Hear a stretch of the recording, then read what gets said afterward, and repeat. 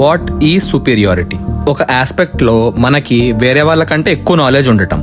So it is not about how much knowledge you obtained, it is about how much more knowledge you have obtained than others. So నువ్వు ఎప్పుడైతే superior అవ్వాలనుకుంటావో you make the process of obtaining knowledge a competition. మరి competition లో victory అనేది ఉంటుందా? అసలు ఉండదు. ఎందుకంటే నువ్వు ఒక లిమిటెడ్ పీరియడ్ ఆఫ్ టైం వరకే సుపీరియర్ గా ఉంటావు, ఫర్ ఎవర్ సుపీరియర్ గా ఎప్పటికీ ఉండలేవు. ఆ విషయం నీకు అర్థమైనప్పుడు చాలా బాధపడతావు, నాకంటే తెలివైనవాడు ఎవడు అని కోపం వస్తుంది, మళ్ళీ స్ట్రగుల్ స్టార్ట్ అవుతుంది. But instead of trying to become superior you should try to excel in gaining knowledge in a particular aspect.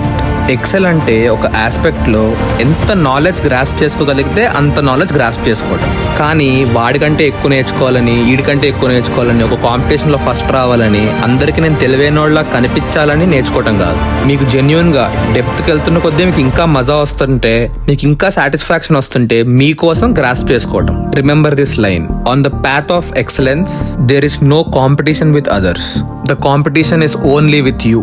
So మీరు ఎప్పుడైతే ఒక ఆస్పెక్ట్ లో ఎక్సెల్ అవ్వడానికి ట్రై చేస్తారో, మీరు ఇప్పుడు కాకపోయినా కొన్ని రోజుల తర్వాత అయినా నాలెడ్జ్ అంతా గ్రాస్ప్ చేసుకుంటారు, వద్దనుకున్నా మీరు సుపీరియర్ అవుతారు.